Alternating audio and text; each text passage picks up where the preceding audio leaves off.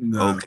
the one for the Epoch drop is the one that's done on the Cardano blockchain of the Cardano network. So that's the one that would use the Eternal network or Eternal wallet. Okay. Okay. You're perfect, man. You did perfectly, bro. I, Absolutely. I know all this can feel and get confusing. Sometimes it gets very confusing to me, being new to this too. So don't feel bad about it. Don't let it be discouraging, because there are times when I get discouraged about how much I'm not picking up at any given point in time. But it's been what, 2 years that I've been learning about this stuff, and I still feel like I barely scratched the surface. There's a lot to learn. Yeah, gotcha. There is a lot. I think everybody agree to that. Everybody that's in here. Yeah, I know Q said he wants to come in. Let me just double check with the fellas if you don't mind. See if anybody else wants to jump in. Oh, it's all good. Tell Mizzo to get in here. He said he actually won't be able to make it. I thought he was going to make it, but he's had quite a day, I believe. Ah, But you can roast him anyway. I'm gonna roast him. If it wasn't international calling, I'd call him on his phone. But yeah, no, I gotta just next time I see him, make sure he knows he's a bum. Let me 20 by 1080. that'll probably make him feel good. Maybe that'll egg him into whatever's going on in the dropping the fire. Oh yeah.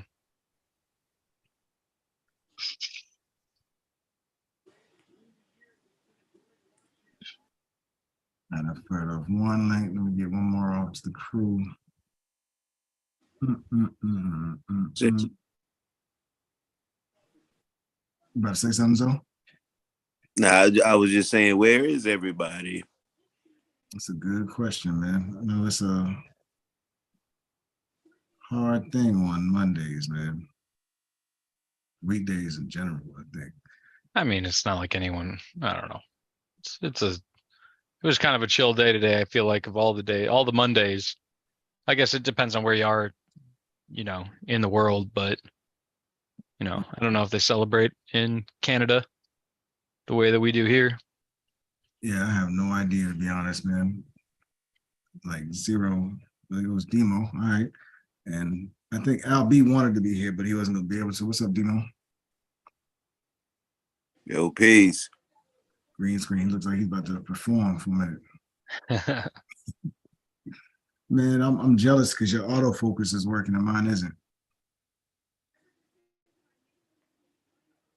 All right.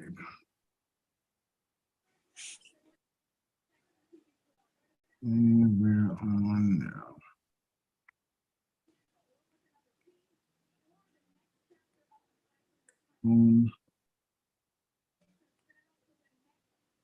What is going on here? There you go. Can you hear me now? Beautifully. Oh, that's dope. I've never seen this. Zoom on my phone reminded me about it and just hit me up with a little join option right off the break. Yo, peace. Peace, peace. Peace. And me fine. Yeah, we're probably at our saturation point for right now. Happy Monday. I'm gonna go grab get some water real quick. Okay. New problem.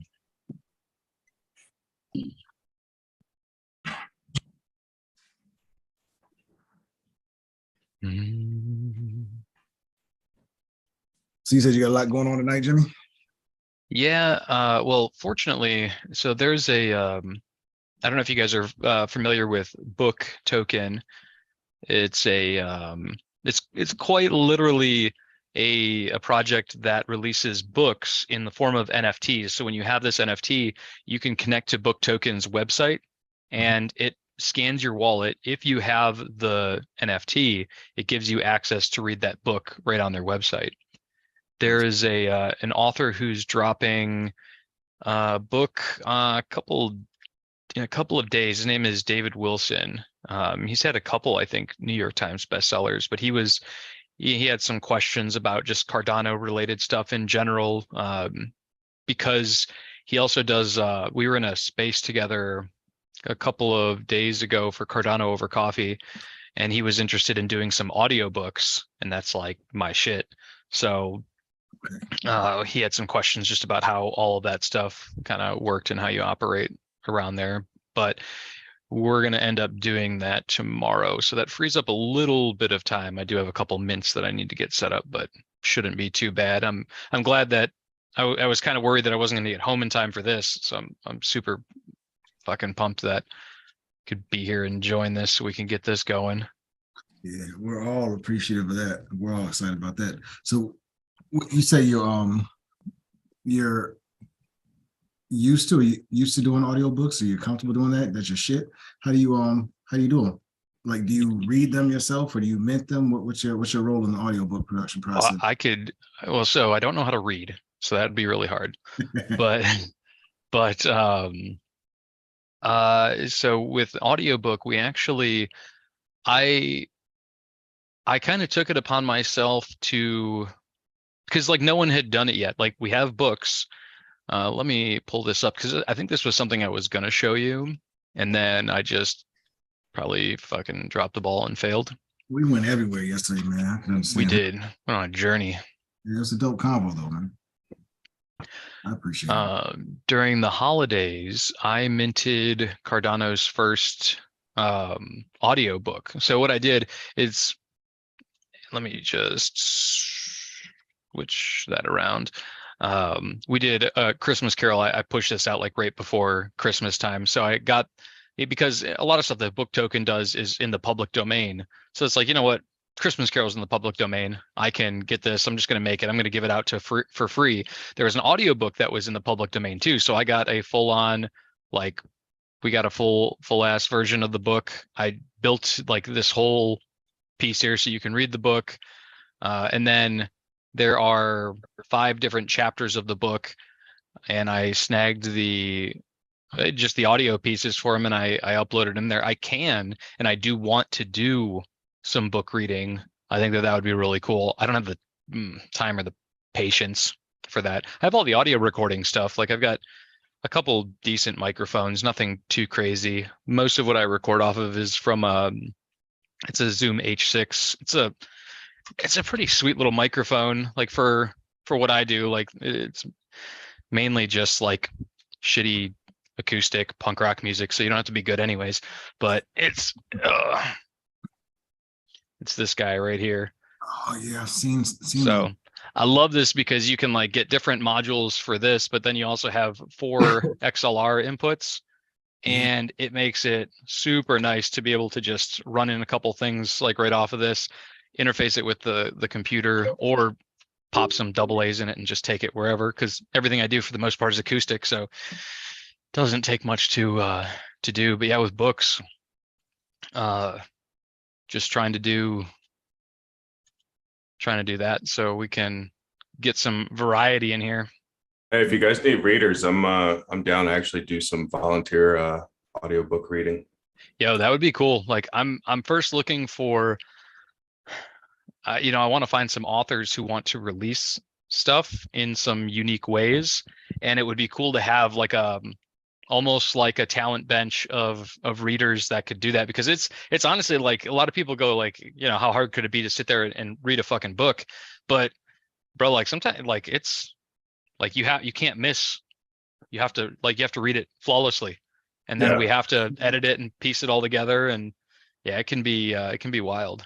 It's funny. The stuff I do, the volunteer stuff for, is stuff that's out of the it's in the public domain, so it's not copyrighted anymore. So it's like really old material. A lot of scientific articles, a lot of like ancient books, stuff like that. So it's like more challenging, some of the language in there. Oh man, what don't you do, man? Gotta keep myself occupied up in these hills, man. I drive myself up the wall. Gotta do it. That's dope, man. I love it. That recorder you showed me, I saw that when I was starting to study and getting into studying videography. Like I was looking at a lot of the wedding photographers were saying they're big on using those recorders to catch audio from weddings and stuff like that. So they're fantastic for that. Yeah. And then how about poetry? How big is poetry on Cardano? Not as big as it should be.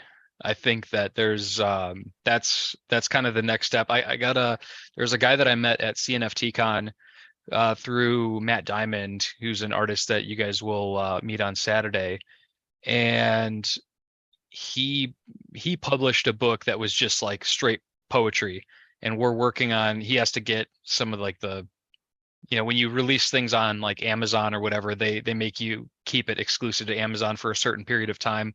But Yep. once that opens up, we're looking at tokenizing it and putting it in an NFT. So there's a lot of different things that we can do because we can do audio, we can do video, we can do the written text, we can do, I mean, there's so much cool shit that we can do with this.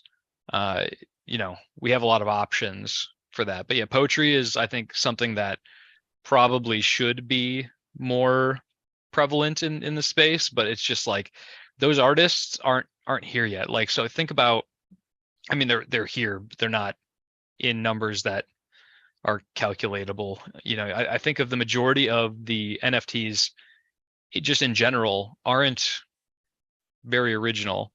There's a lot of AI shit. There's a lot of just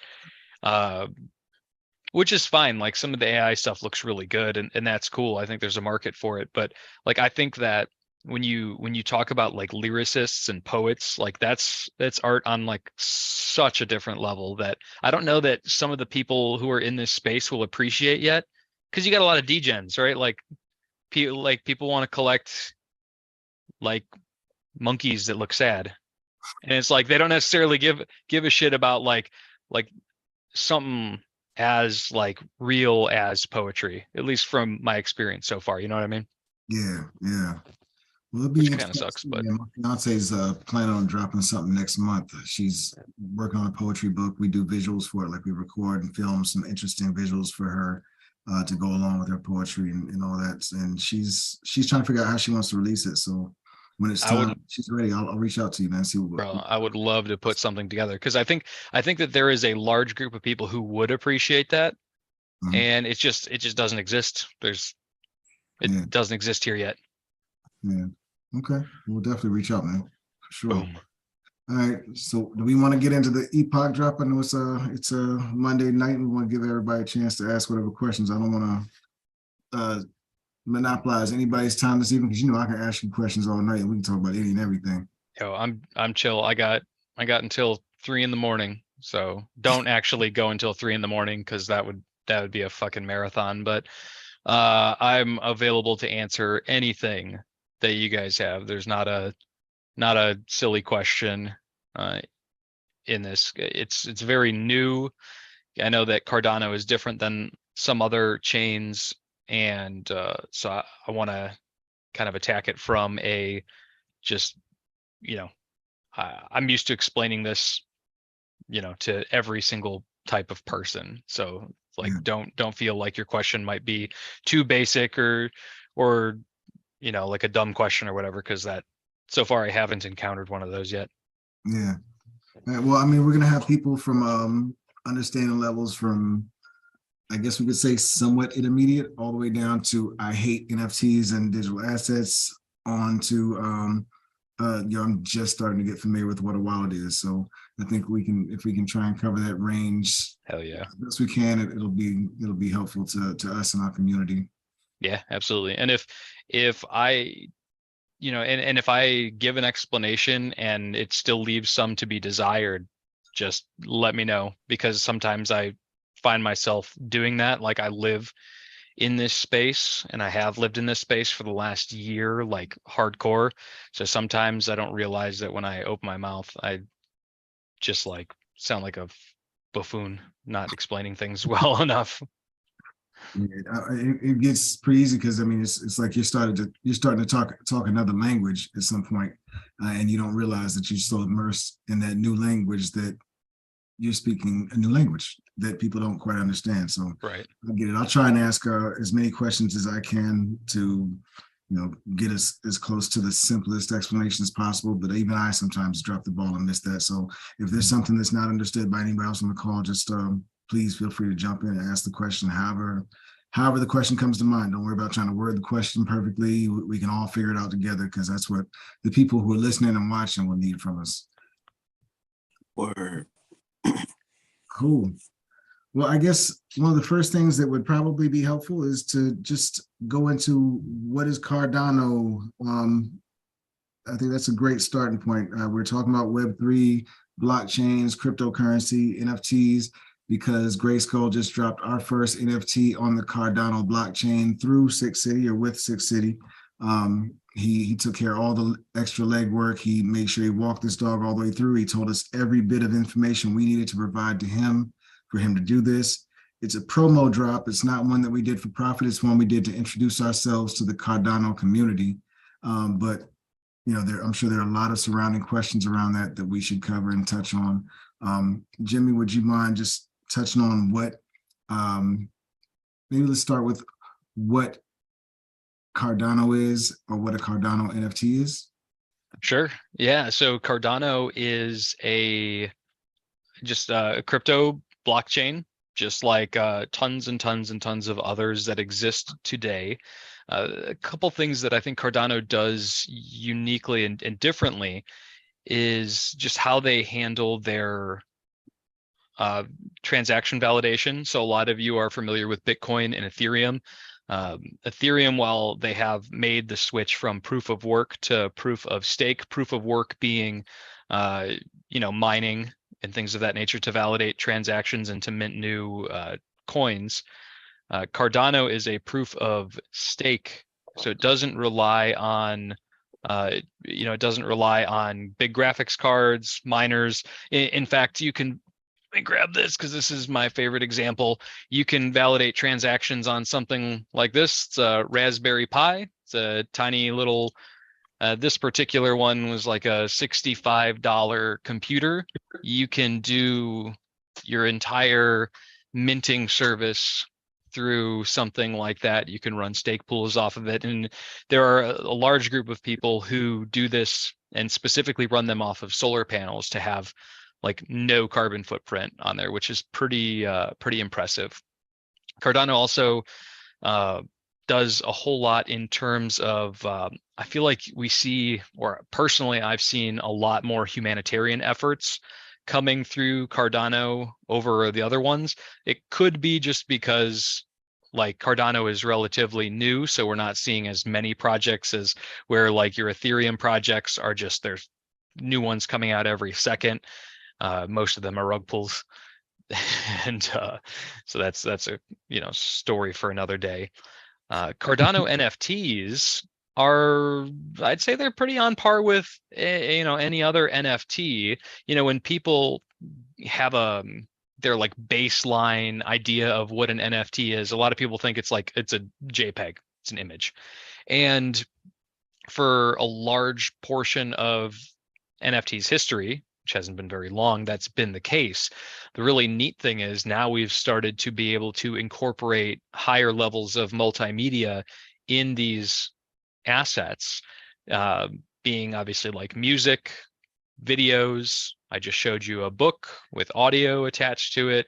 I have done 3D assets that can be imported into the metaverse, like a lot of different types of media we're finding are starting to be really implemented into NFTs. And as as regulation starts to hit, which is, as much as a lot of people bitch about that, regulation I think needs to hit so that we can get a clear definition of what people define these as, because I think there are a lot of people who are really holding back on jumping into this space because they're afraid that the government's going to come in and just say this is nothing, and then they're afraid they're going to lose something.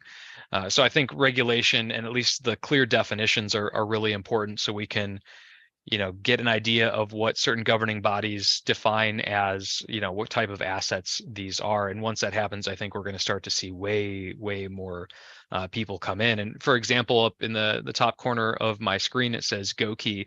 That's even go as high as this.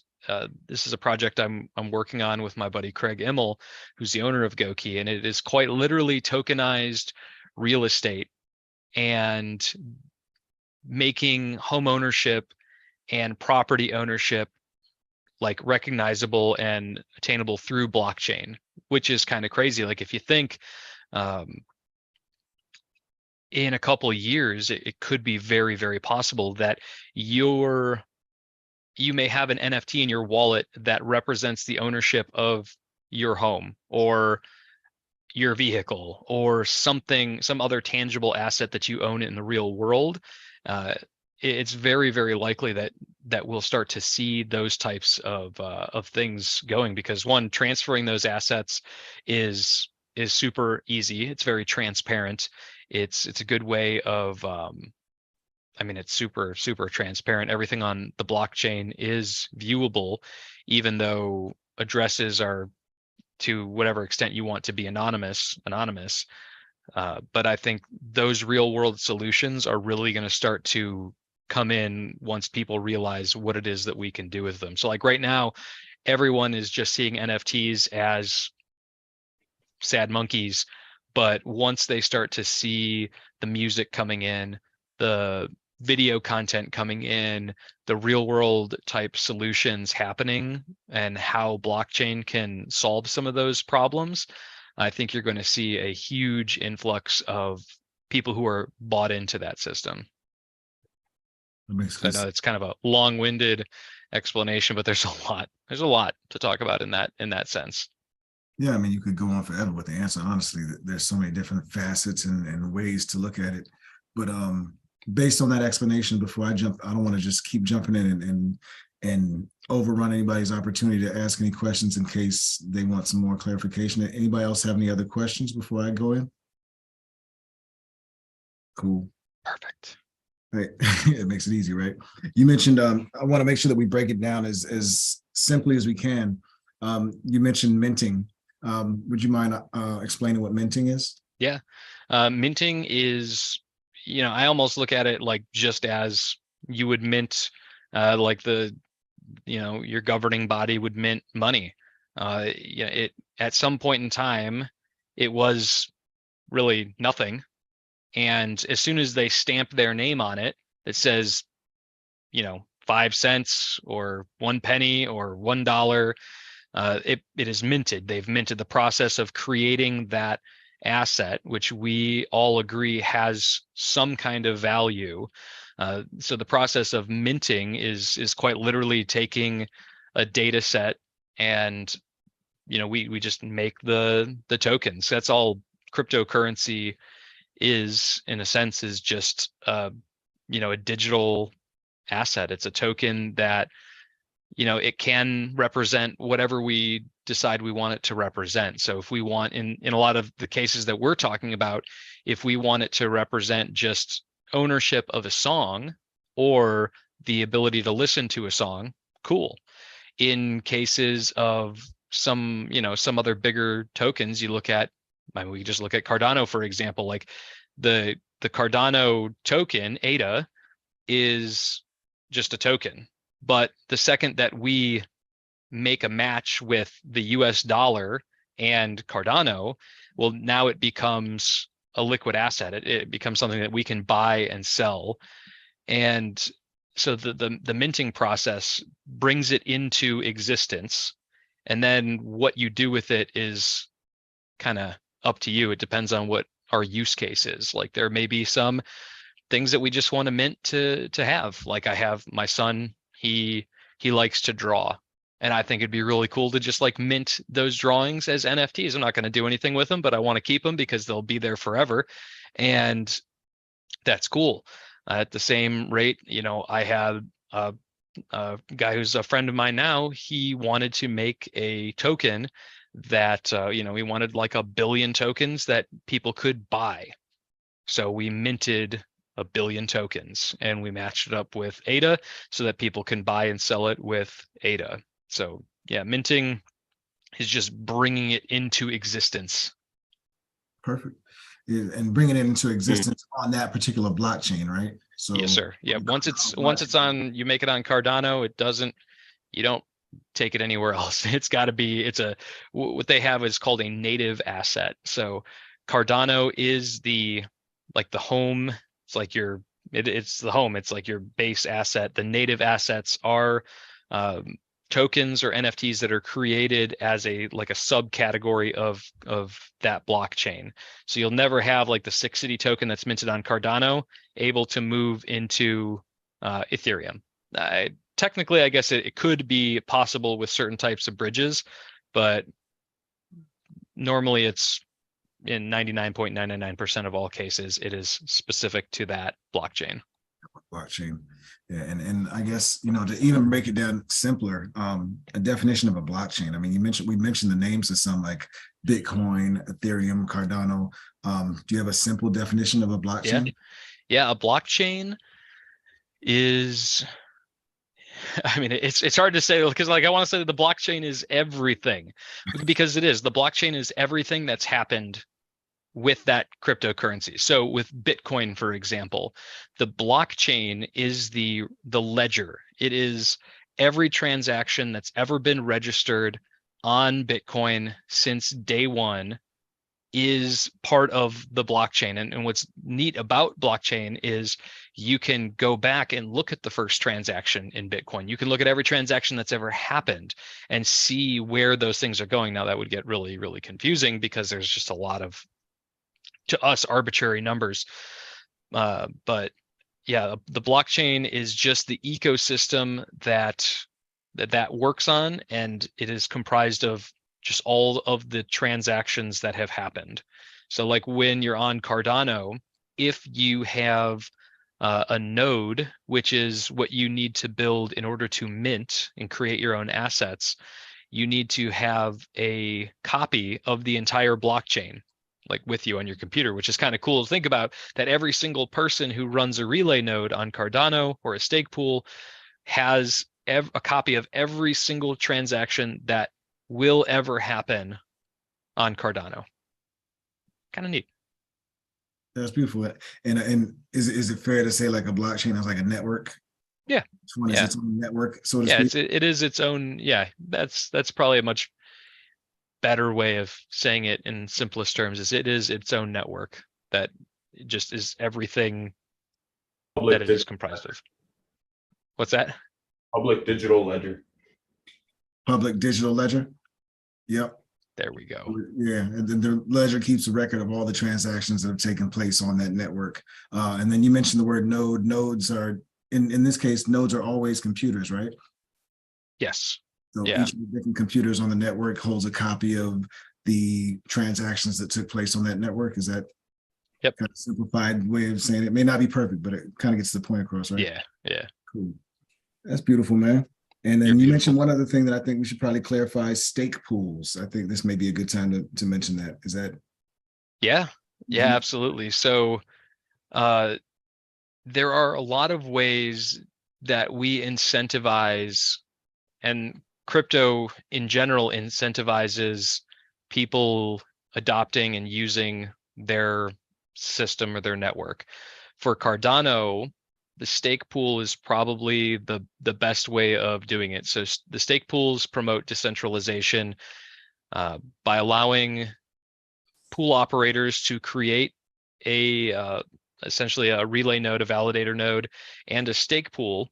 And what people do is you can, if for any of you who have gotten your wallet, either Nami wallet, Giro wallet, Eternal wallet, any of those Cardano wallets, you'll find a place in there for staking or delegation. And it allows you to, and in most cases, when you're thinking of staking, for anyone who's been in certain crypto platforms, like I came from Ethereum and Binance, and whenever you did staking, you had to take your asset and send it out. It left your wallet, went somewhere else to be held, and then you would earn interest on that. But with Cardano, your ADA never leaves your wallet when you delegate to a stake pool. It's essentially like, hey, I'm on this team. And when you're delegated to a stake pool, the more ADA that stake pool has, the more likely that your stake pool will do what's called minting a block. Now, all of the Cardano coins that will ever exist don't exist yet, if that makes sense. So anytime we mint a block, it's good for 680 ADA. And how that works is, your stake pool actually has the program inside of it that can mint a block. It's based off of a couple different things. There's a little bit of luck involved, but the more ADA you have delegated to your pool, the better chance you have of minting a block. Once you mint a block, that's where you can earn pretty much like, you earn interest. And it's very dependent on a couple different things. In most cases, that ADA is separated in two ways. That 680, 340 goes to the stake pool operators so they can earn money, pay their expenses. The other 340 goes to all the delegators, separated, relative to how much they've delegated. So if you own, if your stake is 50% of the pool, you would get 50% of that 340 ADA for every block that's minted. The Cardano network or reward cycle works off of what we call an epoch. Epoch is 5 days. So every 5 days, you have the opportunity to mint one or more blocks. And it's, I've seen people mint 0, seen them mint 1, seen them mint 15. And it just kind of accumulates, and then the payout happens every 2 epochs. So if you get a mint a block in 2 epochs, I believe it's 2 epochs, you'll get your payout, and the delegators will also get their payout. When you have a wallet, like Eternal Wallet is nice because it tells you every epoch that your stake pool minted a block, and it'll tell you how much ADA you earned off of that, and it just gives you a graph through it as long as you want. It's pretty darn it's pretty cool. So it's a neat way for holders to earn extra just by essentially holding on to it and putting it in their wallet, getting it off of the exchanges. So a lot of folks have a lot of their crypto in Coinbase or in wherever. And we know based on recent events how well that's worked out for certain people. That's not been good. If I can emphasize one thing, it's get your crypto out of the goddamn exchanges and into a wallet, because if those companies go under, then there's a good chance you lose all your money, or the liquidity behind it that they hold is going to be total trash, and you're going to lose out. So keep it off the central exchanges, keep it in a wallet, keep it safe, keep it secure, keep it your own. And then, then you can earn, you have an opportunity to earn interest without the risk of losing your assets. So really important little side note there. Absolutely, man. And you're making perfect sense so far for me. Anybody else have any other questions before I go on? I guess I should keep checking in because, like I said, I have a question about that exchange thing you just mentioned. So I understand the risk of keeping it in exchanges, but how about like a Coinbase wallet? So Coinbase has their exchange, and they also have like a separate wallet. Would that be a separate limiting the risk that way by keeping it in the Coinbase wallet instead of on the actual Coinbase exchange? Yeah, Coinbase has it's just a branded thing that they built, which they did a good job at doing that. I think Coinbase probably did a better job than most on making crypto easier for people. There's still some hurdles, I think, but if you have the Coinbase wallet, I think that you're in good shape there. Personally, for all of the Ethereum based stuff that I used to rock out, I used Trust Wallet just because it supported a whole bunch of stuff, and it seemed to be a little bit easier for me to use. But no, I started with Coinbase Wallet because that was my first exchange I got on Coinbase, and tried to learn it from there. I think Coinbase did a good thing when they put that wallet on there, because to me it was a pretty easy step in the right direction. But yes, if you're on Coinbase Wallet, your funds are safe. It was the card that sold me the Visa you can get and just spend on anything you normally do. Yeah, bro, I got so on it 3% Ether back or whatever else. Yeah, I think I was getting like 4% Stellar Lumens at for a period of time, and it was cool because there are certain department stores that allow you to pay your credit card with a debit card. And since the Coinbase is a debit card, I was able to use my credit card to get the rewards that the credit card gave, and then pay it off with my Coinbase card to get the 4% in Stellar Lumens. So that was a pretty damn cool little conversion there. Hell yeah. Get double benefits on that. That's beautiful, man. Stacking. Anybody else got any other questions on that piece? And I'm just soaking it all up. It's a lot. Yeah, it is. And we talk about it more and more over time to, repeat, because I know repetition is how it really sinks in. This is helping things sink in for me the more we talk about this.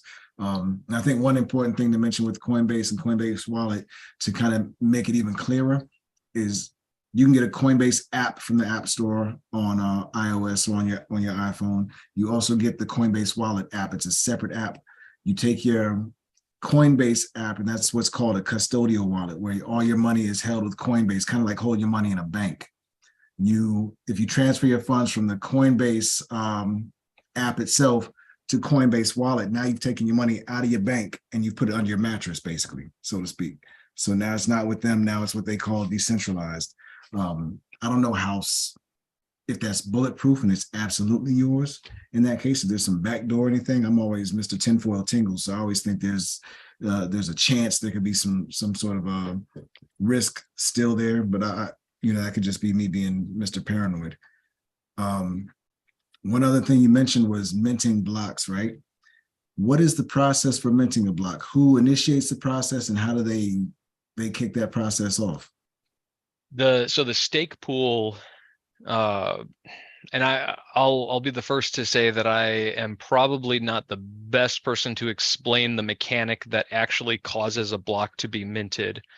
Okay. But it is selected with a couple different variables. There is some luck in play there, but your chances of minting a block, the pool does that. Like the relay node does the minting for you in that instance. I don't know exactly how it does it, but it's based off of how much ADA is staked to your pool. And like I said, there's a little bit of luck involved. So if you had like 500,000 ADA, your chances of minting a block are pretty bad. Like we have in our stake pool, the Six City Mermaid stake pool, we've got like 750,000 ADA delegated right now, and we'll get a block every couple of epochs. We've had a couple recently that were pretty lucky, where we got the last 3 epochs, we landed one, and this last one we didn't get anything, and we haven't gotten anything this one either. But when there was a time where we had like 2 million, and we were doing, sometimes we'd get lucky and have there was one that we got 3 blocks that epoch, and then 1 1 2 1 1. It was pretty consistent, which was nice. Is there a way to easily, and don't do this if it takes too much time to calculate or figure out, but is there a way to easily kind of calculate how much that would be worth to the pool operators in fiat or in regular US dollars? Yeah, so when you mint a block, like I said, the pool operator gets 340 ADA. The current price of ADA is, call it 34.5 cents. A little bit of math, and you get, that's what you get your number. Now, when ADA was at its peak, before the bear market, and it was like $3.50 at its height or something crazy, like that was a sweet time. But now, like I said, if you're at 35 cents times 340, it's $119. Where, even when it was like $2, that's like $700, $800 that you get coming to the pool operator, and then that gets distributed to the people who are also with you. So 340 go to our stake pool wallet, and then 340 get divvied up among all of the delegators based on like the percentage of whatever their stake is. So if they have 5% of the total stake in that pool, 5% of that 340 ADA goes to them. Got you. So I went into Eternal this morning or yesterday, and I chose to stake with you. I went to the staking Let's tab, go. search for you, and I said, "Y'all, this dude is doing us a favor. He's promoting our single. He's making sure he introduces us to the network. He's doing a bunch of work on our behalf, and he's not asking us for a thing. So I'll stake with him to make sure that he can help pay his bills. I mean, he's running some. You're running some nodes, or you're running some computers that take power. You're buying the parts that it takes to run those computers.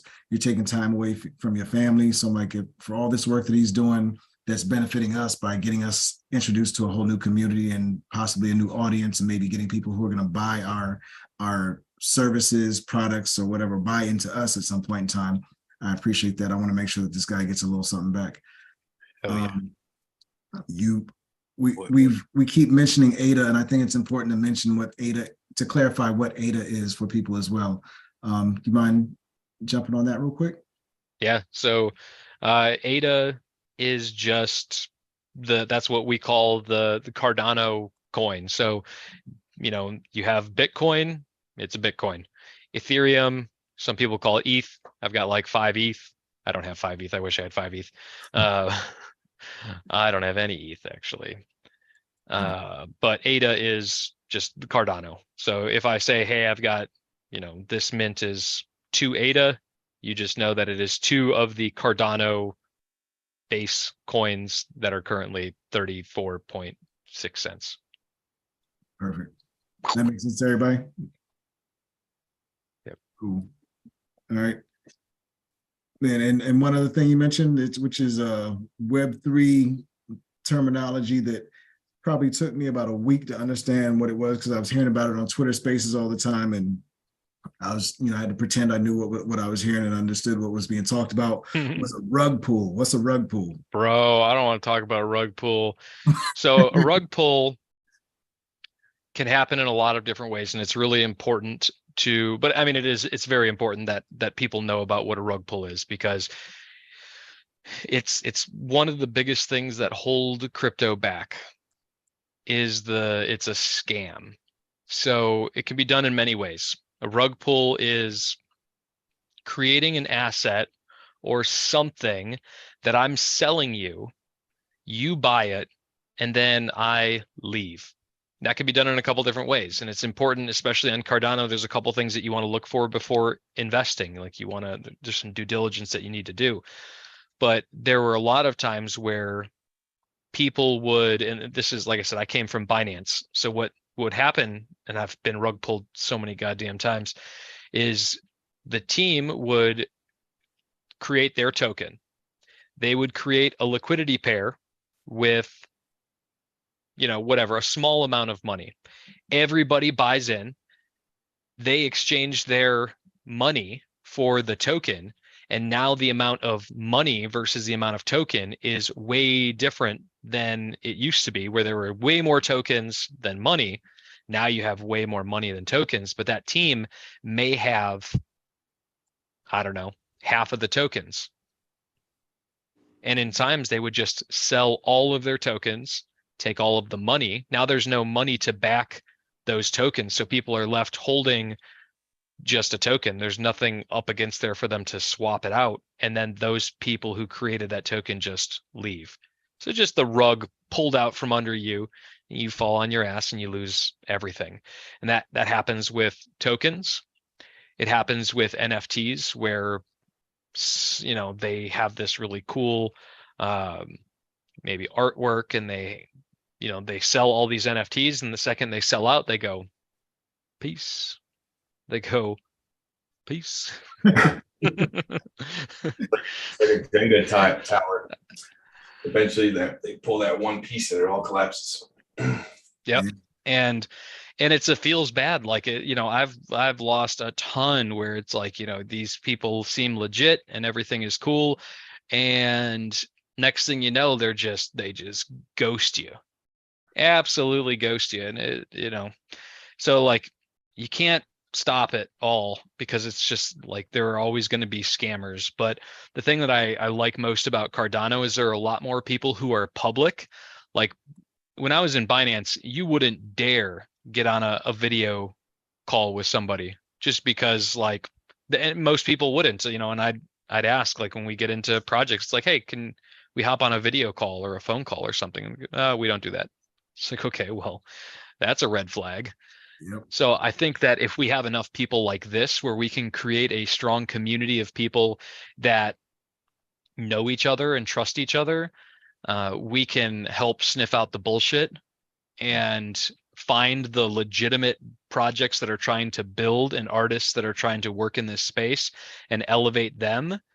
And all those other people are just going to go somewhere else when they realize that they can't do it as well. You know, they can't scam people nearly as easily here than they could over, you know, somewhere else. Yeah. And what happens in a rug pull situation too, I guess, tell me if I'm wrong about this, but you still own the NFT. It's just that whatever they promise that you get along with that NFT or the utility is what they're pulling out from under your feet. So you buy an NFT and they say, okay, this NFT gets you a year of mental health counseling, and it also gets you new NFTs for the rest of the year, and it gets you free tickets to 7 concerts over the course of the year. They pull the rug, and you still have the NFT. Yeah, you still have the NFT, but you're gonna have to pay for that mental health counseling. Yeah, exactly. So, and now if the art's cool and that's all you care about, then awesome. But a lot of people like to see that those people they're in the community, they're active, they're working, they're not just taking the money and running.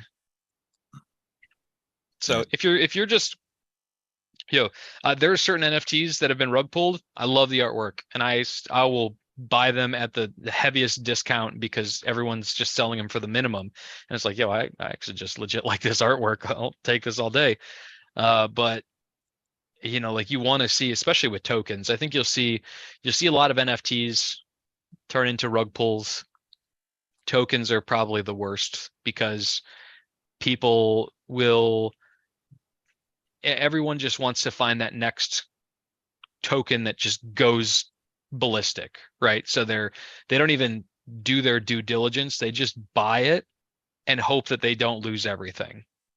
And sometimes that's the risk you take if that's the kind of game you try to play. But for me, all the projects that I bought into, like there are tokens that I bought for projects day one coming into Cardano, like native assets that just came in that a year ago that I'm still holding on to. Like I'm not constantly flipping, I'm accumulating and holding after doing, I've been in a position where I can just hop on calls with some of these people and just try to understand, get to know them and see what kind of people they are and if it's worth, investing in, in what their vision is. So, and that's done pretty well for me. I don't think I've been rug pulled too many times here on Cardano. That's good to hear. What up, Mizzo? I saw that, dude. What's going on, dude? Yep. Oh, what up, man? I just had to come in late. I was just listening to the rug pulls. Goddamn rug pulls. Goddamn rug pulls. Yo, I joined mad rug pulls, man. And I do like that about Cardano, that so far people are down to get on a phone call and talk. And actually talk and like end up showing their face. On Cardano, I didn't have one meeting so far where they didn't show their face. And it was cool. And I'm not used to that. So it's really cool. And I like that. So I trust Cardano more right now. You know what I mean? Like I've been involved in some rug pulls, man. So like that's why I'm so paranoid about rap, not to take it somewhere, but like that's why it's like, yo, boom, rap heads. All these things that are happening, there's not enough funds, community big enough to make all the crazy dreams happen right now. So we pulled back and we said, yo, since the community's small, we could actually get at everybody and say, yo, see our roadmap, it's changing drastically. We'll still deliver what we can and bring you surprises, but we're minimizing. And what we're going to deliver is just A, B, and C. You know what I mean?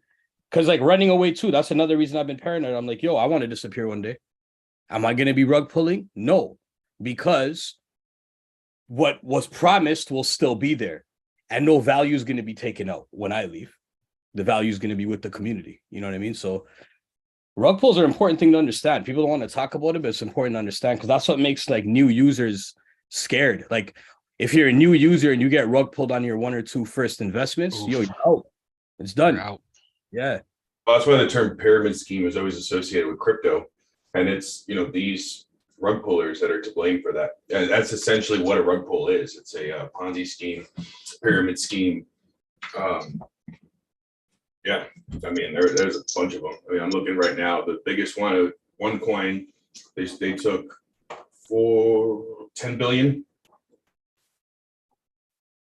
They Over were 4 saying, billion, between 4 and 10 billion, it says. Thodex was another one, 2 billion. Anubis, DAO, 60 million. When it comes to NFTs, you got the Evolved Apes, the Baller Ape Club, 4 million between those two, 1.3 million. Frosty's NFTs, fake Banksy NFTs. I mean, there's a whole bunch out there.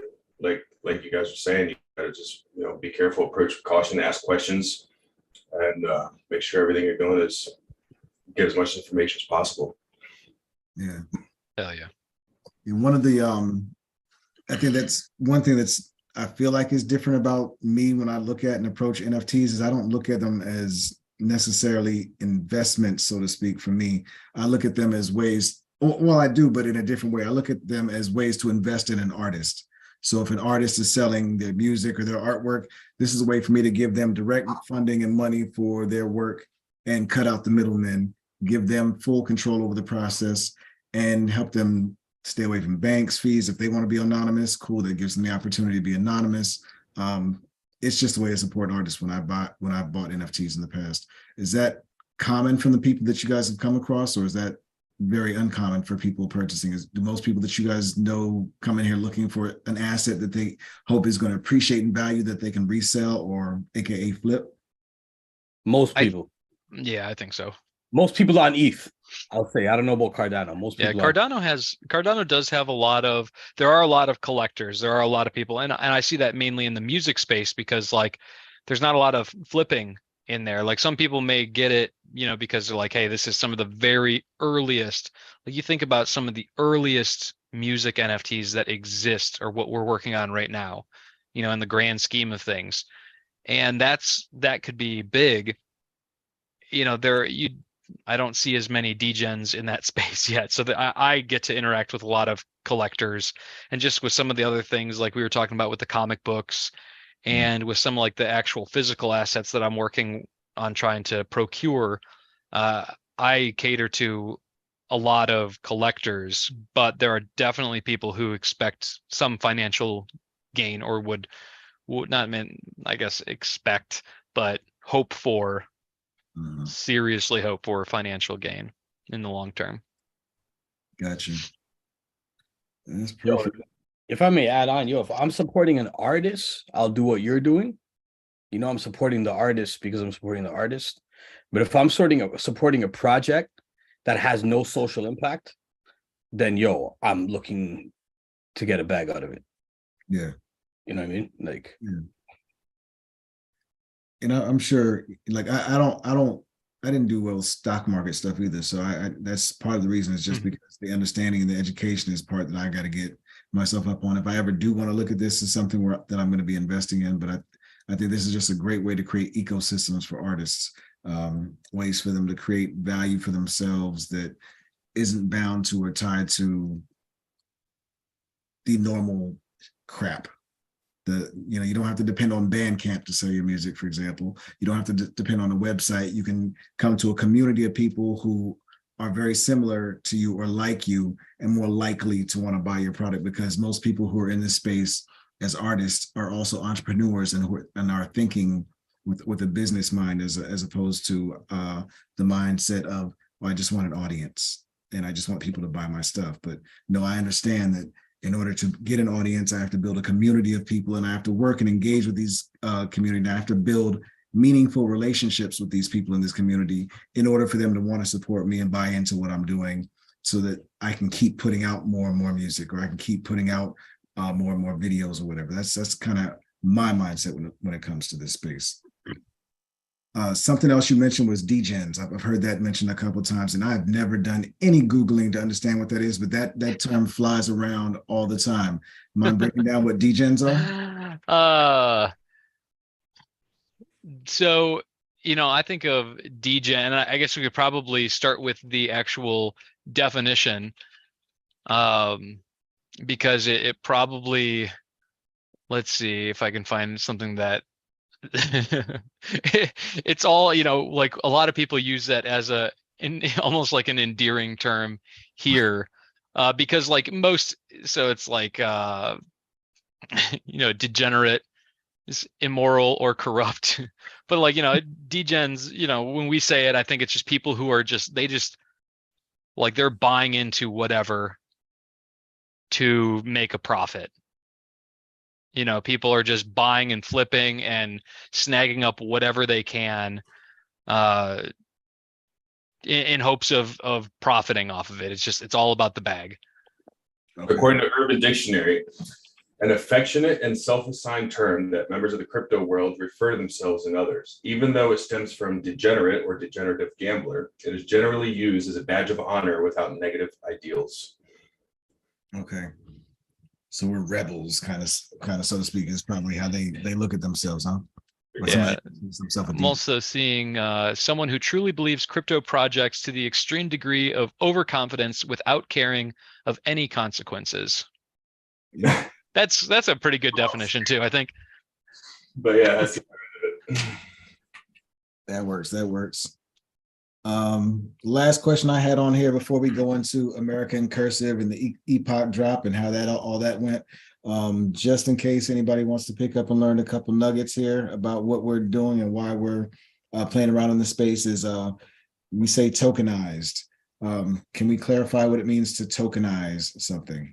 Yeah, so normally, and it's kind of, I feel like it's kind of hard to explain that properly without just like getting in and playing around for a while. So like essentially we're creating a digital asset that has whatever it is that we're talking. So in the case of this song, we tokenized it. We created a token, and that token has the song on it. It represents the right to listen to this song. It represents, you can represent whatever you want, but essentially it's taking and putting whatever you want into it, and we're now creating a digital asset that can be traded. It could be sold. It could be destroyed. It could be you can do pretty much anything with it. And I actually want to load that up so we can take a look at some of the numbers so far. So like tokenizing American Cursive would include uploading it to, I guess not an exchange, but we'll say uploading it to the Cardano blockchain. It would include uploading the artwork. It would include what you did special with this, where you've got, I guess, 3 different versions of it. You got the standard version, and I'll let you clarify, how to identify these. But you got a standard version, then you've got a version with silver signatures, and then you've got a version with or autographs, and you got a version with gold autographs. So uploading all those and identifying or saying, differentiating between those, is that all part of the tokenizing process? Yes. Okay. Is there anything else that's involved in that? I guess you kind of type in the details about who's on the song and all that. That's part of the tokenization process too, right? Yep. So we'll take a look at metadata. So metadata is like if I was going to put my stamp on anything in terms of like what I feel like I'm most useful at doing here, it's making sure that metadata is, because metadata is the code that makes all of this look the way it's supposed to look. So for example, like this is just this is the token. We've tokenized this. The token consists of a couple things. Consists of an image, it consists of an audio file, and then it consists of all of the metadata. And the metadata is represented on the side right here in this code that we can see. And it has a couple different things. So on the very top, this line of characters is our policy ID. On Cardano, on like Polygon, ETH, you have a contract, if my memory serves me correctly, which you mint under that contract. On Cardano, it's the policy. Policy ID typically has a lock date. Once that, as long as that policy is unlocked, we can mint new assets on there anytime we want. We can burn assets. There's not a burn wallet like Ethereum and Binance and others have, where it's just a single, 0.00000 whatever X0 that you can just send to, and it just destroys it. If your policy is locked, those items are staying on forever. The next piece we have here is the ticker. The ticker is what makes an item unique. whether it's a token or a NFT. And the ticker here is 6city388 because that's the epoch we're in. And if I mint one token, 6city388, it is an NFT because there's only one of those that exist. In this case, I minted 10,000 of them. Now it becomes a fungible token. There are more than one that share this specific code. When you look at NFTs, and I'll show you in the silver signature, for example, which we have here, the silver signatures that we ran actually have 6city388S71. So the way we did the signatures, the very first one is the gold signature. It's the one of one. You can only find that one per collection. And that would be 6city388G01. And then we have S02, S03, all the way up to, I think we did like 70, I think 71 might have been the very last one. And because only one of those assets exist with that name, that is what defines to Cardano what an NFT is. Okay. Now, in the metadata also, everything that is important to what we're doing is here. So our audio file is referenced here. Because this is music, I was actually fortunate enough to lead the charge in the creation of what's called the SIP60. The SIP60 is it is the metadata standard for music on Cardano. So for anyone who does music on Cardano, we have a very specific list of ways that we recommend you format your metadata if you want your music discoverable in any media player that Cardano currently supports. We have our image. So this references this actual image here. We have everybody's social media links all posted through here, so that when somebody comes in, they listen to the song, they go, damn, that was sweet. How do I find these people? And then you got everybody just through here. So the metadata, like I said, is essentially the code that makes an NFT. Like without this, you would have literally nothing. Gotcha. It would just be a piece of data floating around in the void. Perfect. And you upload this to one centralized place? Is that how that works? No, there's not a centralized place. You would, there are a couple different things that we would need to do to mint. So I upload, in the case of just the regular token, what I do is I take this metadata and we create a .json file. I load it into my minting node and I tell it how many of this asset I want to create. In this case, it was 10,000. And we just, I just run 10,000 of all of them just to have, if I need to send out, load into other places, all of that stuff. It's good to have all of that stuff in there. And then once the node looks at all that information, it can then create the token or NFT because it has essentially the recipe to make this specific unit of data. Gotcha. Okay. That makes sense to me. That's perfect. And so we've got 10,000 of these are the fungible tokens, right? Correct. And then you've got 78 or 70 some non-fungible tokens that with the silver signature. Those are the 70 some NFTs plus one gold NFT. Is that correct? Correct. So when we do our epoch drops, every epoch, every 5 days, we create a fungible token. We mint them forever. There's no, I don't want anybody to assign like a resale value to it because we give them out for free to promote the artist, promote music on Cardano, promote Six City. And then we also keep these, what's called a faucet, and I'll go into a faucet in a little bit, open so that artists can still earn money if people want to collect the older epochs without, going on the secondary market and paying higher prices and all that other garbage. They can just support the artist directly. So every 5 days, we make a new token and we put it up available for free to the entire community. It's come and get it. It's free music. So it's been pretty powerful so far, obviously, because most people into NFTs and crypto are, you see a lot of collectors that come in, and it's just a neat little piece to collect. So we minted those tokens, and then every epoch we also do a very, very limited run of NFTs. I grew up in the 90s, and I'm a big baseball fan. I love baseball, have since I was a kid, and I used to collect baseball cards. One of the coolest things that I used to love trying to find in my baseball cards were the ones that had the signatures of the baseball players on them. They'd have them in silver, and there would be you'd be super lucky if you could find one that was in like gold. So that's kind of where I borrowed that idea.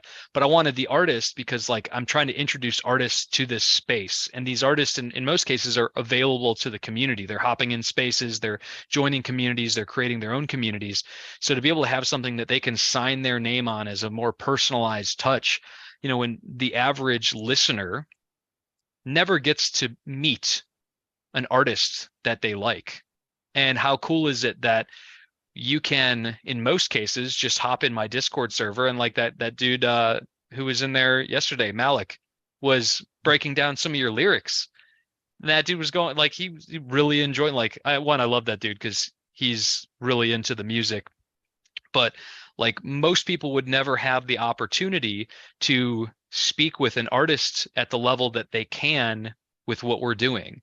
And I think having just like the artist signature on there, it's like a nice personalized touch to what we're doing. And then obviously adding some rarity in it, having one of those out of that very, very, very limited collection being in gold. I mean, when you think of NFT collections, you think of thousands of NFTs. Well, most of my collections are sub 70, or at least available. I'll mint a handful of them for the artists. Like I sent you, a handful of them to either do whatever you want, hold it from all the other guys who probably want one. But when you think of like an NFT collection that is like 60, not thousands, and then you have the one gold signature out of all of that, like, I don't know, I think that's pretty damn cool. Yeah, that's beautiful, man. So that actually helps me get to the next part of that. So you said you hold a certain number of the silver series that you give to the artist, right? So in this case, did they all come to me, or did some go to each of our wallets? I haven't looked at any of that yet. I don't have everybody's wallet, so I just sent them all to you. Okay, so then I just distribute them to everybody else then. It's now your responsibility. Keep them, Cool. sell them, hide them from them, hold it over their heads for the rest of their lives, yeah, we're just especially Mizzo. Yeah, I'll give them to everybody but Mizzo. Yeah, okay. That's good. I actually made just enough so he didn't get one. Perfect. I know he's out there talking shit with his mic off. It's all good. I love you. You don't even know what I just said with the mic off. Yo, I can read lips. I can read lips. It's not pretty. Cool. And the silver series, how does it, like, I know with Ethereum NFTs, since those are the only ones I'm familiar with now, if somebody goes to resell that NFT, I can get, if I set up my contract right, I can get a percentage of each resale. Like I think I set it up so I get 10% of every resale for any NFT that's sold of mine. When it comes to Cardano and ADA, is that what happens when resales take place? Yeah. So when you want to mint something, the very, very, very first thing you do is you create a minting address and a policy. The very first thing that you mint under that policy has to be a royalty token. That royalty token says, if this gets sold on a secondary market, I want this percentage of the transaction, and it needs to go to this wallet. Now there are, it should be updated hopefully soon, because you can only put one address.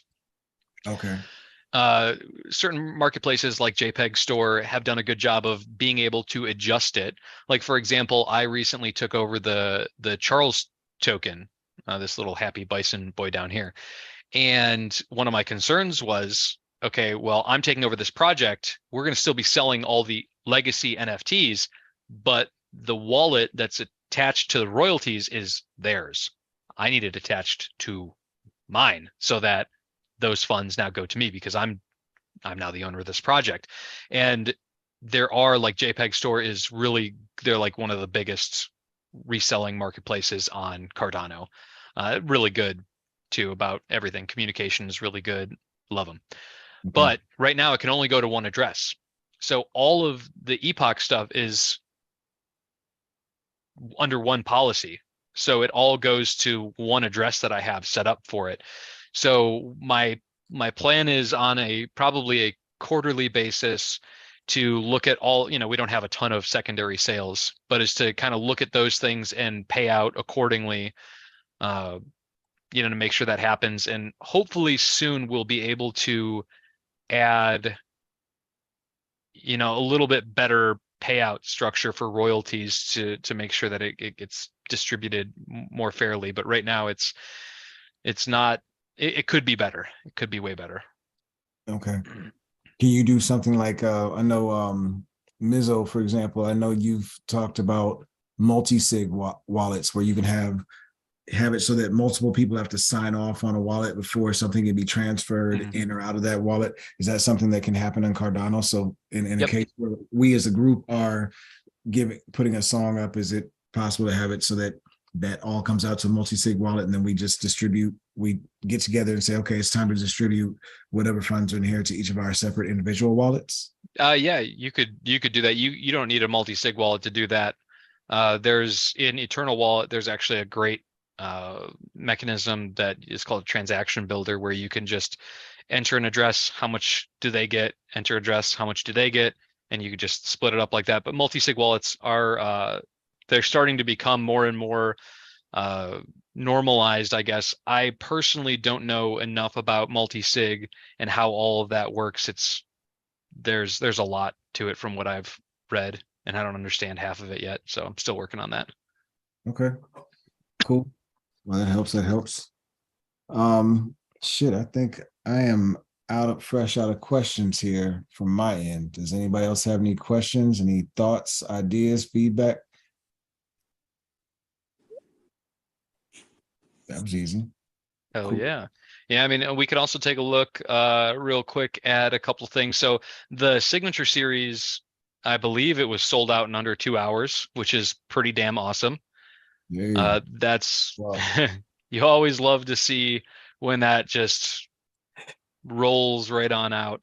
As far as total claims on the token, I believe, let's see if I can pull this up really quick because I've got a couple different places that we distribute these tokens, and it's all going to be changing very soon. So 3, 4, 5, I'd say about 600, looks like about 600 wallets currently have your song in it. It's pretty damn cool. Yeah, that's beautiful. In a day. That's good for a day, yeah. And people will, as the epoch rolls along, and anything that's left over that doesn't get claimed in like drip drops or any of those claiming platforms will carry over until they're gone. So if in case somebody misses it or they want to get an extra one to send to somebody, that will be available to them. But really quick, I guess I want to touch on Faucet, because I think it's important so that artists know kind of what that is. And you'll see a lot of it in Cardano. So a faucet is essentially, we have it on a website where there's a mint address. So you send a certain amount of ADA, and almost every mint is this way. You send a certain amount of ADA to this address, and then it will trigger a minting mechanism and then send you back tokens, NFTs, whatever. So right now, this particular token is available on different claim platforms, but it's also available just on our basic like faucet that we have set up right here. So the faucet pretty much just says, hey, send 2 ADA, you get 1.2 ADA back, because in Cardano, if you send any native asset, be it an NFT or a token, it has to travel to the destination wallet with a certain amount of ADA. And the minimum, I think is like 1.13 or something. So we just round it to 1.2, call it a day. You get your token. When the sale is over, when the epoch is over, we typically will raise the price. So this was the last epoch that we had. We raise it to 4.25 ADA, and then we send, and that can be changed. My base is 4.25. Then we send the artists, a portion of that every single time somebody mints this, and these mints are open for forever. Like, even if you go back, it's on my website, though. Like I said, I have work to do on the website, but even if you look at like the earliest, this is like the very, very, very first one. It was a test that I did for a song that I wrote. It's still there and you can still get it. So all of these are available. So if somebody is just kind of getting into this and maybe they go, hey, I really like this artist. I see that they did an epoch drop 5 months ago. You can easily go in there, get that song. You're supporting that artist. And, going forward as time goes by, I'll probably just slowly raise the older ones' prices to add a little bit more rarity to it and get the artists some extra funds as well. Okay. And when it comes to the artist funds, I mean, what is there a percentage? How do you calculate what percentage artists get, and how does that get distributed? Well, I think you mentioned that you go and do I guess quarterly accounting or something like that. But yeah, so normally, like when we're just doing a regular mint, we talk about that all prior to going live. So let's say you wanted to drop an album, you say, hey, we want to drop this for 50 ADA. Cool. Let's talk about what it is that Six City is going to earn. And we typically, like as of right now, I'm doing pretty much all the setup, all the file hosting, all of that stuff at no cost to the artist. We're only making any money when somebody comes in and mints and actually buys something, which I think it's a good deal for both parties, because like, you may be new to the space and you may not have just a ton of money to just throw around to get something set up that you may not, sell out on, because you're new or just the way the market is. So it's kind of and it's another good way of just like getting our name out there, because there are plenty of do-it-yourself platforms where you can mint your NFTs, but we're trying to obviously carve a little space in here for us, and I've found that to be a pretty effective way. So we just, we determine on what that price is. When we're talking about royalties afterwards, like with resale of the signature series stuff, I have a list that I've been keeping track of, but the actual like price breakdown, I still kind of, I guess I will probably take it to a vote or bring it to the artists and say, hey, like, what do you guys think is fair? Like, keep in mind though, like, I gotta, we have bills that we have to pay. So, and that's, I think it's, fair. And if they as a whole decide one thing, then that's what we do. I mean, it's not gonna be a huge, it's not like we're making thousands of dollars off of the resale of these things. They're pretty, most people hold on to them because there's so few of them. okay. So in the case of this, they send 2 ADA, you get 1.2 back. How does that 0.8 differential get Yeah, broken? so during the time where it's essentially free, you send in 2 ADA, 1.2 goes back to the user. Call it 1.8 to not 1.8, 0.18 to like 0.32, depending on how the network is spent for the transaction cost, the gas fee. And then very often there is a tiny bit, call it, like it could be anywhere between like 0.25 and 0.4, somewhere around that area of ADA that's left over, that essentially goes into there's the main, not the main wallet, but there's a wallet for each epoch that it goes in. And then I typically use that to either pay for the signature series stuff, because when we do a signature series, that ADA that you send in I pay for it to come back to you, because the signature series, you only pay with 6 city tokens. It's like my token. But when you send 6 city tokens, because it's a native asset, you also have to send ADA with it. So, and it might be like, 1.2 ADA plus the 1.5 million 6 city tokens. But because you need more ADA to send back with the transaction fee, I load that wallet with enough ADA to cover the transaction fees. So it either goes to that, or I have Freddie, who's my backend developer. I'll throw him, if we have a whole bunch that accumulate over a period of time, then it gives me an extra way of giving him some extra income. Yeah. And you guys have expenses to cover, such as the nodes. What are some of the expenses that you have to cover just to make it clear? So for me personally, like it's such a small amount compared to like what I'm using, because most everything I'm just running off of my PC. So it's like electricity and time. Freddie, he pays for the Blockfrost server, a couple other different servers. Like we both host our own IPFS nodes, so we're not like, there's not a ton of expense in there. For most people, if you host an IPFS, there is expense, but we take care of all of that. And he runs the stake pool, which you need a couple servers to run a couple things that he does off of that. So he handles most of that stuff. I forget the exact number, but it's a little under. I feel like we're around like $500 to $600 a month to run all that stuff. Okay. So, and it typically, like when we're minting blocks, we're doing pretty well.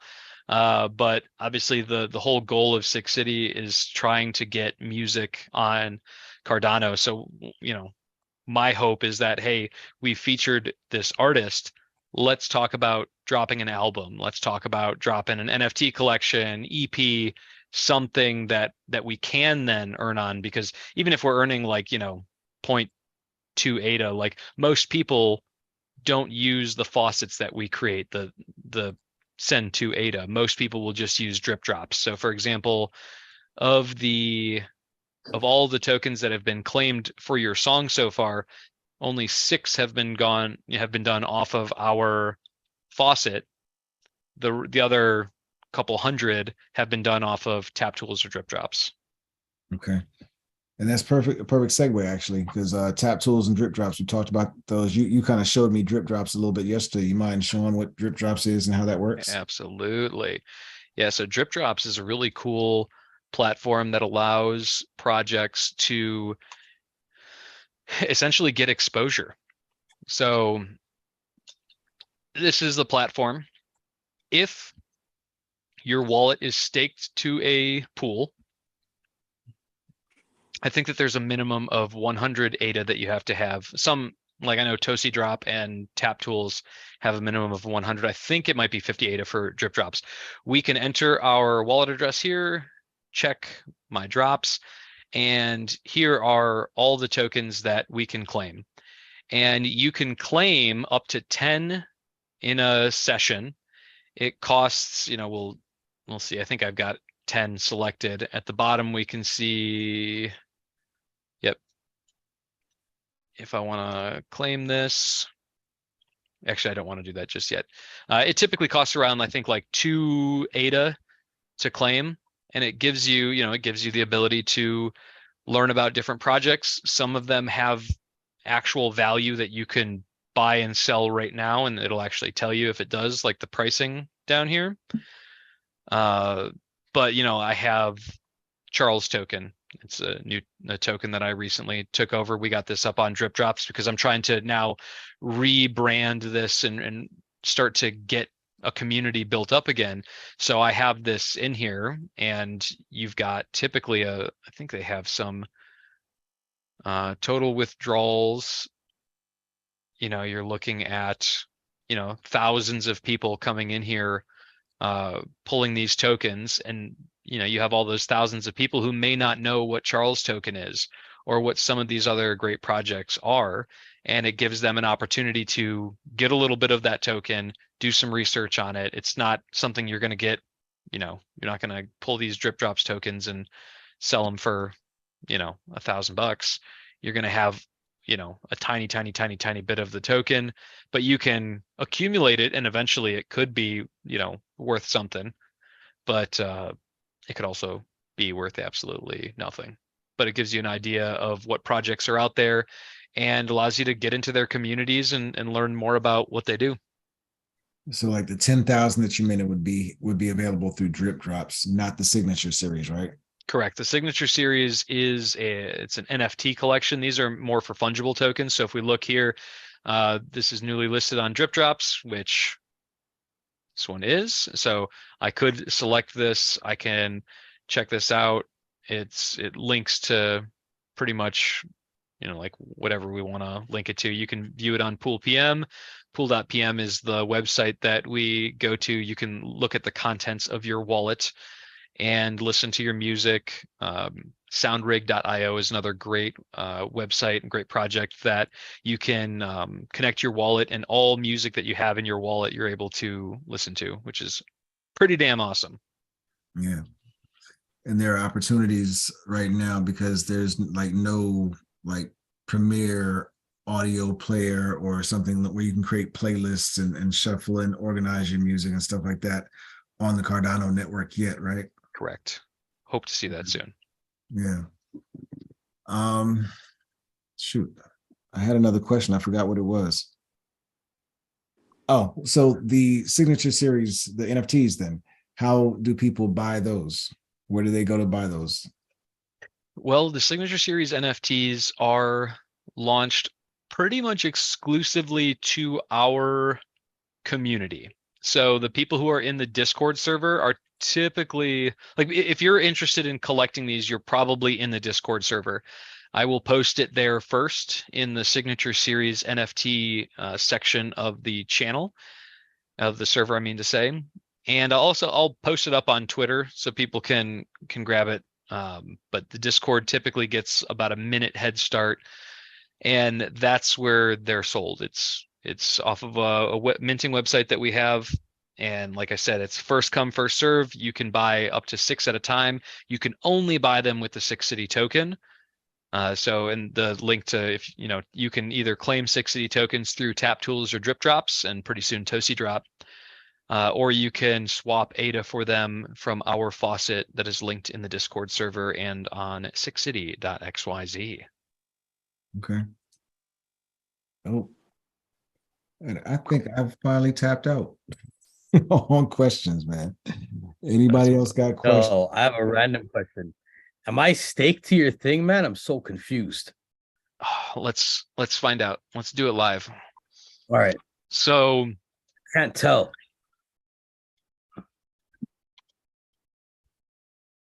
King Mizzo. Yep, beautiful. Look at that. So when you load up a wallet in Pool PM, you can see so SCM is that's City 6 City Mermaids. So that is our stake pool. So you also have 300,000 6 City tokens. I'd like to see that in the millions, please. I've been dropping people some tokens. That's been my onboarding gifts, a little bit, a few tokens here and there. Let's go. You also have a copy I'll of keep ripping them, man. I'll support you. I'll keep ripping tokens. Snakes on a Chain.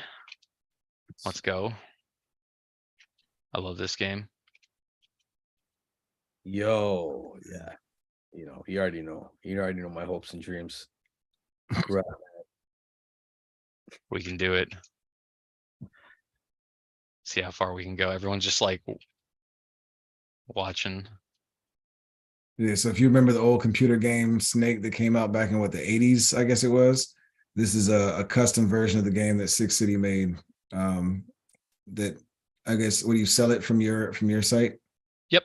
Yeah, I have it on the Discord server. There's not a ton left, but the cool thing about this game is it is oh nice. It is 100% on chain. And what that means, normally with certain tokens like music tokens, we take the files and we upload them to IPFS because they're too big. with Cardano, you're limited to 12 kilobytes of data to make your NFT. So if the text doesn't, each character is 1 byte of data. If you have 12,000 characters, it goes over the limit. You can't mint it as an NFT. So we use IPFS to store things like audio and high quality images.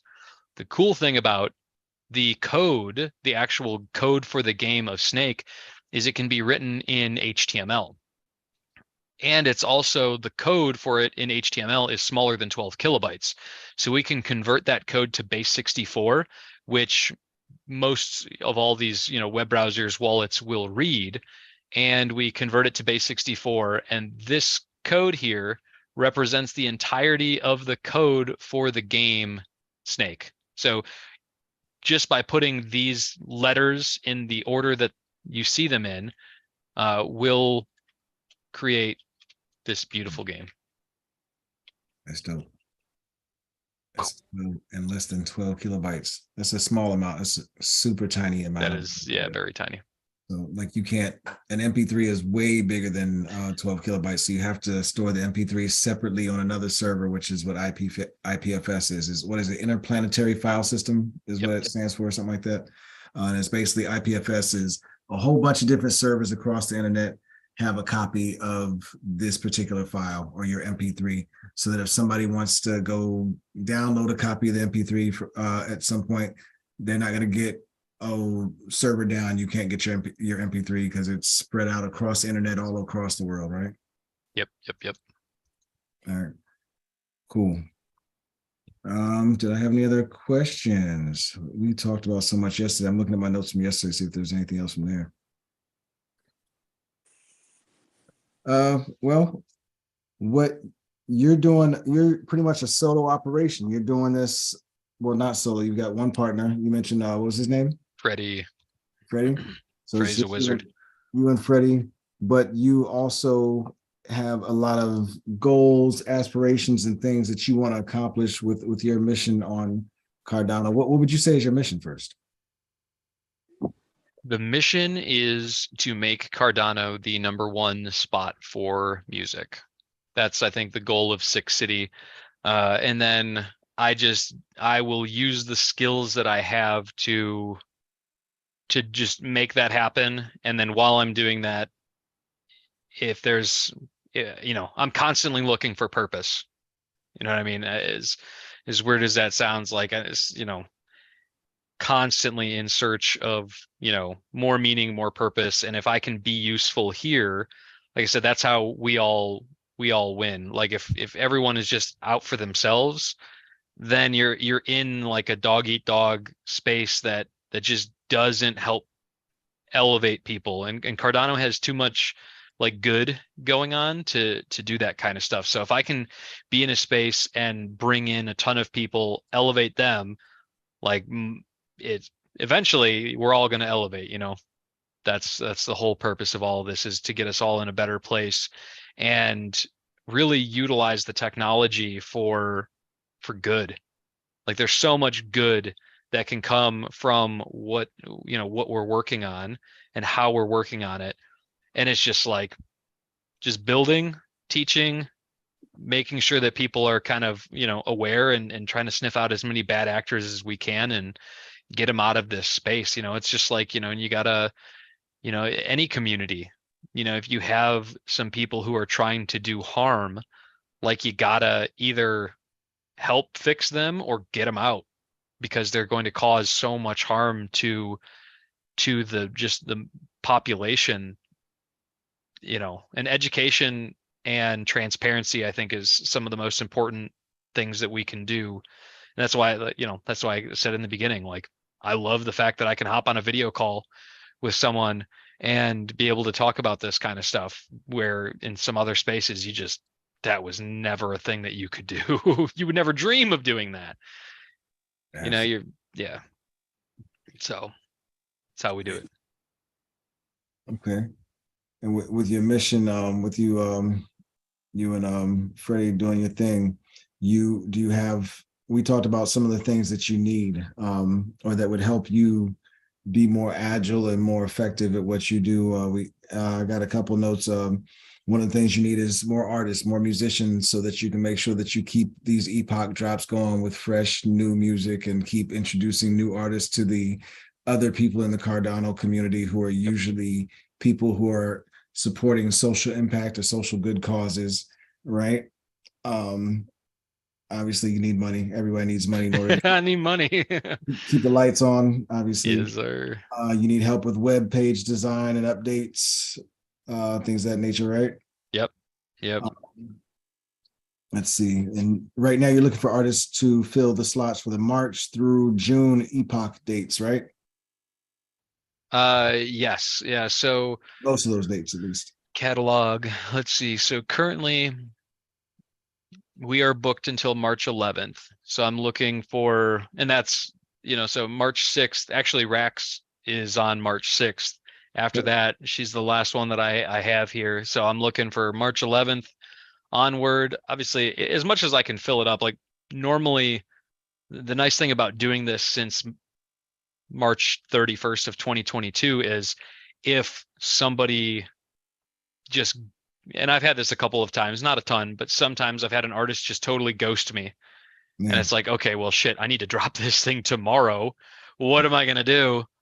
I have people that I can reach out to. You guys on Saturday will meet Crime Fighter. I don't know how many there's like 8 dudes in that crew. They're all legit. I love Crime Fighter. Those are my guys. But anytime I've ever been in a situation where it's like, yo, this dude just ghosted me, every single one of those guys are their own really, really, really awesome artist. And then as a collective, they're a great group.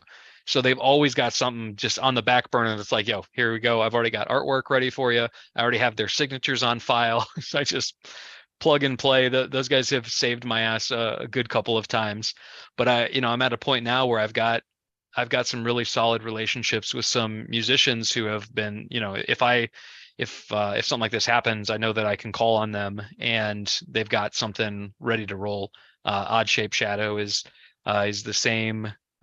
Matt Diamond, for sure. You guys will meet Matt Diamond most likely on Saturday.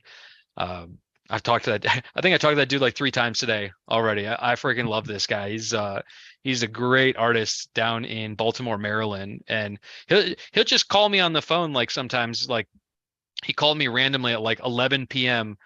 like a couple of weeks ago. He's like, "Hey, sick, what's good, man?" I was like, "Dude, is everything okay?" He's like, "Yeah, man, I'm just chilling. Just haven't talked to you in a couple of days, making sure you're cool, make sure the family's good." Like, man, I need people like you in my life, man. I need way more people like you in my life. Because Yeah, like you just don't get that anymore, right? that's one of the things that kind of got me into Web3 too, is that you get more of a personal, a human connection with a lot of artists. You look on social media in general, it's a peacock show, and people aren't really interested in building real, genuine relationships. But through here, I mean, I've met some people I've built some really genuine, solid connections with, and we're actually asking each other about family, how you're doing, and actually checking in on each other as human beings. That's one of the most attractive things to me. About that March 11th date, I'm going to check in with the crew, but I'm thinking about seeing if we can do a GRYSKLL run with you. Maybe do a few epochs back to back with a few different members of GRYSKLL, separate solo projects and things. How do you feel about doing things like that? I think that I will only do that if you guys can hook me up with one of those fucking sweet hats with the GRYSKLL logo, because I see a couple of you guys sporting it and that looks so fucking cool. I think we could work something out, man. Let's go. Yeah, whatever dates you guys want. Like I want to feature new artists, but I also want to feature people who are active in the community. And if you guys, if you like Cardano and you think that this is a place you could really do some good work, then I want to give you guys as much exposure to the community as possible. So yeah, I'm down with whatever. If there's significant dates you want to do, if there's certain sales you want to drop, back to back stuff, talk it over. This document is totally like it's open. Anyone can take a look at it. I'll send it to you right now if you want to look it over. And yeah, like I said, if there's something cool that you want to do, we'll just drop those dates in there, and absolutely. that's what it is. We've But I already- do have to hop out of here. I promised my wife that we would watch a movie before she had to go to bed. That's cool. I'm already like a let you little know we over. have one song identified already though for you for the drop. So if you want to pin us in for March 11th, that's cool, and we can talk about the other a run after that. Perfect. I love it. Cool, man. I love it. Thank I you. think I've got everything else here, man. So thank you, bro. Oh, you asked also other things that you say you need, just so we let anybody know in case somebody's watching the stream. A couple other things you said you need is you want to have a music player for your website built and available. Yes. So with I use WordPress. So with the current configuration that we have, there is a music player. I'm just a shit web developer, man. So it's just like, I need to find, someone that might be able to help out with that. So web development, delegators to the Six City Stake Pool, musicians that I can feature on the drop, but more importantly, musicians that I can make a sale for, so that one, I can help generate them income, and then in return, I can generate a little bit of income. Like my goal is I'd love to have, like my goal is this year to have 100 active sales going on for music by the end of the year. I think we'll be able to do that pretty easily. I think we're at like 40 right now, but some of them have the potential of they can sell out.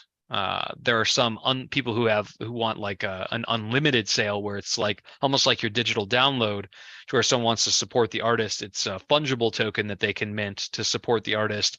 It may not be, generative one of one art, but it's another way to consume music and to support an artist at the same time. So those are really the big things that I'm looking for. So if you can't mint something from an artist to support the artist or Six City financially, totally cool. If you have ADA and you're not staked to a pool, I'm going to go to the edge of the earth to try to tell you why it should be Six City. Please consider Six City Stake Pool. And then, if you are an artist or an artist who you think might be good in Web3 or might just enjoy this new technology, like put me into contact with them, because I just want to hop on a call and explain this. I'll explain it as I've explained it a million times before, every single time. I don't get tired of it at all, though at some point in time I will put some video content together that better explains some of these things, because I have all the tools to do it. I'm just a lazy shit sometimes, and sometimes get busy with stuff. If you're doing a lot, I get it, man. That's perfect. I guess the last thing we can do honestly without you, but I just want to mention that you are a member of the Color the Blockchain team. Hell yeah. We're hosting an event Saturday, and if you want to jump with your wife, that's cool. I can let Mizzo speak on Color the Blockchain, but thank you for getting us the artists for Saturday's event, where we're going to be shining some light on blankets to the streets and hosting our first live. If you got to jump, go ahead. But Mizzo, want to go ahead and give a little plug for Color the Blockchain in case Sick has to run? Yeah, I do have to run. Peace out, guys. I really appreciate you having me on here, and I will talk to you all soon. No problem, man. Thank you very much, man. We appreciate your time, bro. Later, bro. Peace. Yeah, that's proper. We'll speak about the thing on Saturday. Yeah, I just want to make sure we plug Color the Blockchain, and then I'll kill the live part, and then if you guys want to hang on for a minute, we can. Yeah. recap. So Color the Blockchain is where we bring equal access into Web3 and general technology through providing resources such as computers, internet cards, and basic education delivered in the cadence of pop culture. And we have a few initiatives that we're launching. We've been building for a minute. It's connected to a nonprofit in Canada called Become Love Foundation, and it's one of our initiatives.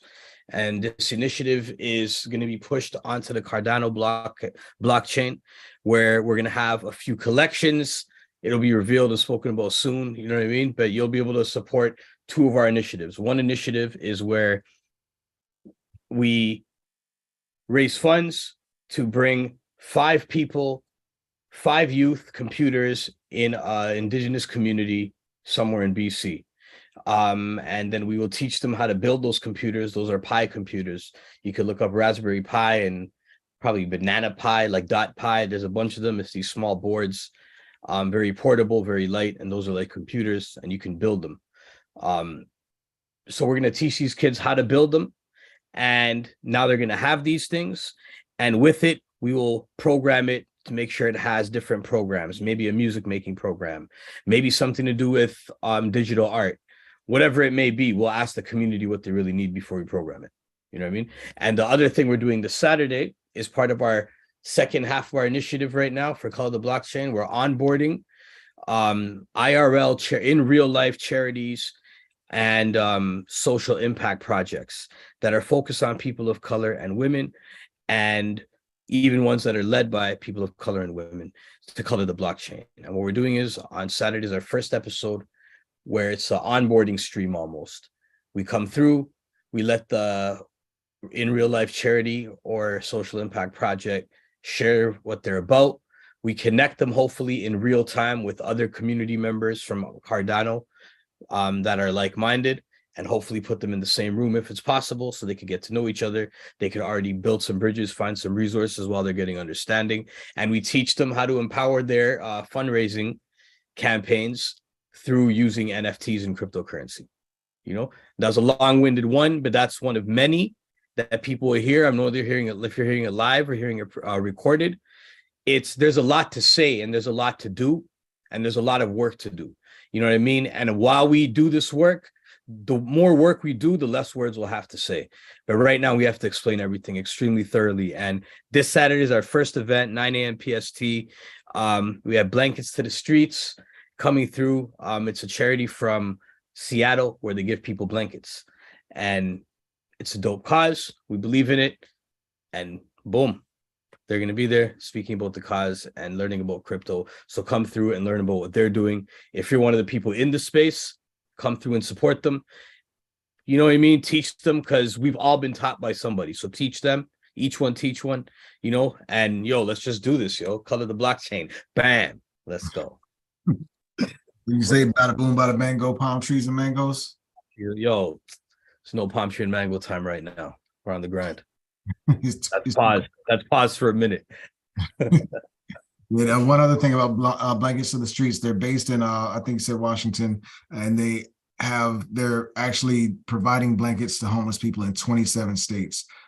We got her on the line, the founder on the line with somebody last month, and she, first time she met this gentleman I got her on the line with, she sent him 50 blankets to provide to some homeless people he was providing meals to in the streets. So she's really about her business when it comes to doing a charity thing, and she deserves some support.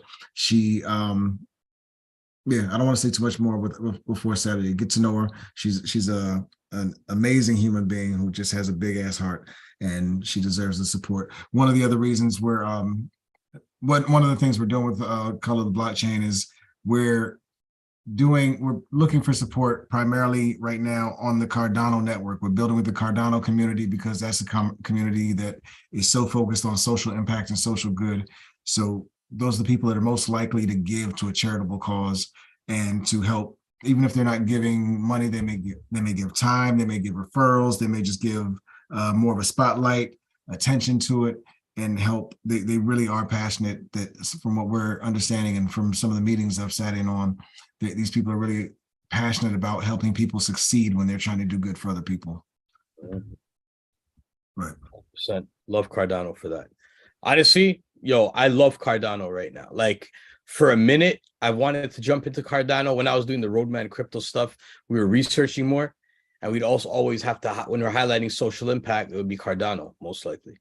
Yeah. And it's just, it took so long for me to understand ETH, and then I had to understand Polygon, and like just figuring all this out, you just get lost in it.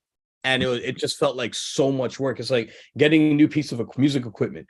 I know for other people, for me, if I get a new piece of equipment, it kind of sits there for a minute because I have to prepare. Like for the day when I understand how to use it, it's a whole it's a ritual. I got to prepare to figure it out, So it's the same with Cardano, but I feel like while my purpose just kept, your purpose is your purpose. We're living it as we live it right now. So it's like, even if it feels derailed. So it's like, right now, it just felt like Color the Blockchain. This is what we have to build right now. We have to focus on that, the social impact, the sense of urgency to make sure we build it right now. You know what I mean? Before, when if I may, let me know if it's off topic. But when the government or when the news, when the media just says no to something, that's okay because they're not always wrong, but they're also not always right. And just do your own research and just, you know what I mean? Banks are a scam. Fiat money's a scam. Taxes are a scam. Everything's a scam. You know what I mean? It's what community you build with and who you build with. If you're going to go build with a project that's just about making money, that's what it is. If you want to focus on something with good vibes, you're going to see who's who. And that's why I like the Cardano blockchain. You know what I mean? I just went off topic and I brought myself back. I mean, even with your scam thing, I'd even venture to say a lot of maybe a great deal of the cryptocurrency world is a scam too. But now is a time where there's a window to get in and do actually make an impact. And maybe in the long run there will be some opportunities, but everything that's not under your control is a risk. And right now it's just about kind of riding that wave and surfing it and finding what I find is the most valuable thing out of this, which is the people, the community that I'm connected with. Because even if crypto becomes crap, I'll have connections with real people who I know are more similarly minded to me that I can still leverage if this all falls apart. Yeah. No, it's the Wild West. I shouldn't have used those words because using those words kind of pushes people away. While I was using it, I was like, I could have used the positive word explaining the positive part of it. You know what I mean? Because yeah, you know what I mean? Because the reason I brought it up in reality was the urgency. Like I was explaining it wrong, but it's like the urgency. There are good things here, and there is an urgency to get involved now because just like every other technology that like has taken people like this is going to be a part of everyone's life. And it's very important that we get in here now. You know what I mean? Like we don't want to be renting virtual land. We want to own it. You know what I mean? And that's the thing. Yeah. I mean, it's just what they call it Web3 because, in the early phases of the internet, the first phase of the internet, there was a small group of people who made all the money up front. These people, the people who made the AOLs and the companies that made all the bricks because they were in early, they were involved early. Web 2 was the rise of social media. That's when all the companies like Facebook and Twitter came up and made their money. This is the next shift in the way people use the internet. And the people who are a small percentage of the people who are in early are going to make a good chunk of the money moving forward. Right now, all the big corporations are moving in. So this is why there's a small window, because once these big corporations figure out how to start getting your money, it's not going to look like it looks now. Like all the stuff that we're doing right now and that we're learning about right now is hard to learn because there aren't very many people doing it. But once these big corporations figure out systems and processes for doing it, it's going to look just like Instagram and Twitter and all that now. It's going to be very easy to use, but you're not going to have any opportunities to make some money on it. So this is why I think now is the time to get involved. And you got to kind of burn. You got to put some real effort and some time in if you want to get it right now. The window, we missed a big window already earlier this year when people started looking at the crypto market as if it crashed. It just like the regular markets, everything financially is looking like shit right now, to be honest. But when it comes to financials, it's always valleys and peaks. Things rise, things fall. We're in one of those dark periods right now, but there's a good chance that there will be another opportunity to make some money before this stuff becomes corporatized. And this is why now matters to me. Mm-hmm. But man, this is perfect, man. Any other thoughts before we shut down the stream at least? No, you actually said it, man. Yeah, perfect, man. Well, thank you all for jumping on, man. I'm gonna kill the stream if y'all want to hang on. Cool. If y'all already shut down, I'm cool too, man. But anybody watching, thank you very much for staying on this evening. Hope you learned something about Cardano. If you have questions, put them in the comments, DM, whatever you need to do. I'll check for them, and if there's a need for follow up or anything like that, I'll follow up.